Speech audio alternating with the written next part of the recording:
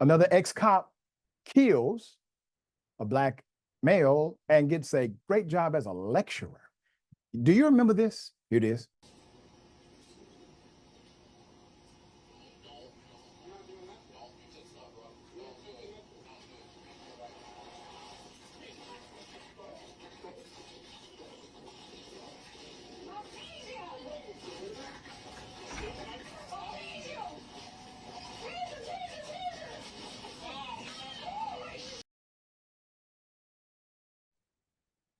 She didn't tase, she shot, she killed, put up the picture full mask. She got convicted. She got convicted of murder, the charge of manslaughter. It's a form of murder. She got convicted of it. Sentenced to prison. Story made headlines. We're talking about Kim Potter. Kim Potter was convicted of killing Mr. Daunte Wright, according to her story that no one believed. She said, I meant to grab my taser, but instead I grabbed my gun. And then shot and killed Mr. Daunte Wright. Now, before I get into the rest of the story, let me remind everyone how insane that sounds, because during the time of this, we had individuals to come on the show that came to the bullpen to debate. We talked about it. Number one, you're trained on a taser. You're trained how to use a taser. A taser has a different trigger mechanism. Taser is a different color. The taser is made of a different material. The taser is a different size.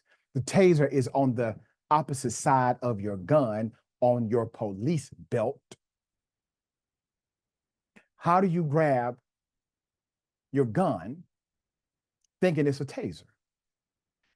And according to the history, when we did the research, multiple cops have claimed they grabbed their gun, but they meant to grab their taser. And oh my goodness, they shot the person dead instead of tasing them. You know, that's a really interesting phenomenon, because we couldn't find one incident where a cop grabbed the taser, but they meant to grab their gun. So you mean to tell me that it only works the other way? That not one time, not one report of a cop saying, I meant to grab my gun, but I grabbed my taser instead, and because of that, the person is alive rather than dead. Not one time. Oh, and by the way, you see, this cop, Kim, she also worked as leader for the local union. Her specialty was helping cops figure out what stories to tell to get them out of trouble. We found that out after the investigation. Put it back up. She gets convicted. She goes to jail. Story made headlines. She said taser, taser, taser just before firing her service pistol. That also put other cops in danger. The case sparked a debate on how officers have been convicted of misconduct should face accountability. We have an update to this story, but first, that body cam is disturbing. Put up the picture of Mr. Daunte Wright and the child. This is what happens when you have out of control individuals. Since being released from prison, she only served 16 months. Kim Potter has now been paid to lead use of force lectures. Do you hear me? Use of force lectures. Obviously, this infuriates Daunte Wright's family. Following her release from prison, Potter met with Imran Ali, the former prosecutor who resigned in the middle of the case against her, to discuss helping other officers avoid deadly mistakes like hers, which springboarded a new public speaking career. Eventually, Potter teamed up with the former prosecutor after he transitioned to a role as a law enforcement consultant. He emphasized that his current work aims to assist police departments in enhancing reforms to ensure officers do not make the same tragic mistake as Potter. In an interview with the Associated Press, former prosecutor said he viewed Potter's new role as a step toward redemption for her grave error and as a chance to foster healing in communities already impacted by police misconduct. Here's what Daunte Wright's mother said. Katie Wright, Daunte's mother, strongly disagreed, calling the plan an infuriating scheme that allows her son's killer to profit from his death while reopening old wounds for the victim's family. Wright's mother expressed her discomfort with Potter's newfound visibility in the public sphere, particularly so soon after her son's death. She emphasized that it feels wrong for someone who took her son's life to be receiving attention and opportunities while the family continues to grieve their loss. Quote, I think that when we're looking at police officers, when they're making quote unquote mistakes, they still get to live in our community. They still get to continue their lives.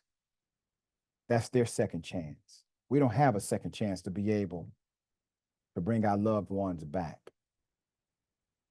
Ali, the former prosecutor, said he could not recall the full presentation, but said Potter had planned to use the opening line, quote, I killed Daunte Wright. I'm not proud of it, and neither should you be, end quote, as part of the speech she was set to deliver to police officials in Washington state. Potter's appearance was abruptly canceled in September, following backlash sparked by local news reports. However, other law enforcement groups, including one of Minnesota's largest, have expressed interest in having Potter speak to their jurisdictions. The duo has become a regular presence at events organized by the Minnesota Sheriff's Association. They conducted training sessions at conferences in June and September, with another session planned for October. Additionally, they took their presentation out of state in May, when Potter spoke at a law enforcement conference in Indiana, according to event agendas. Ms. Potter, if you wanted to do this in order to redeem yourself, perhaps attempt to do something in the memory of the man that you killed that day that was a fitting and appropriate connection back to the family. How about you do it for free? How about you volunteer?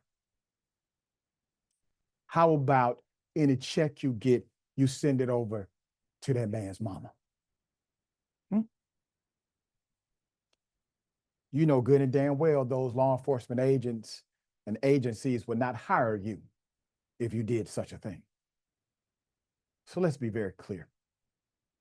Because you killed a Black man on duty, that makes you no expert, ma'am. You are the last person who should lecture somebody about use of force and benefit monetarily from the death of a young Black male that should be alive today. How dare you? And to the prosecutor, you may have had some moral issues, ethical dynamics associated with the prosecution of this case. I don't know. But you have to understand the sensitivity associated with the family here and the community at large. And to the law enforcement agencies who are doing these things on purpose, I believe. Ms. Potter, I'm sure you have to know that you are a pawn in their game as well, that they want to pay somebody money who killed a Black man who was unarmed and not a threat. Do you think they would have hired you prior to you killing Daunte Wright? All right, Jackson, it is so insensitive that you would expect at least one person out of this trio here to say, listen, guys, this is just a bad idea. But all of them were on the same page. Not only is it a slap in the face, but as you were pointing out, it's just generally unprofessional. I mean, why should someone who doesn't know which side to reach for their taser or their gun be teaching a class about how to be responsible with such weaponry? Like you would think that someone in a position like that would have like a stellar record of being calm under pressure or only using force when absolutely appropriate, or at least somebody who doesn't have all this controversy around them, which makes it even more so look like a deliberate slap in the face, like an fu, we can do as we please, nothing's going to change. Because it's not like this is a situation where, like, oh, I went through a divorce, so I can, I've learned my mistakes about how to more properly communicate in relationships, so I can Right. teach this to other people. Someone's life is gone because you pretended like you didn't reach for your taser. You reached for your gun because you were afraid and you were panicking under pressure. That's what happened. So again, so no matter how you look at it, she should not be teaching anybody how to do this. And clearly she is the worst at it that you can possibly be. Yep. So more than anything else, this is just an FU to his family Yep. and to the public at large.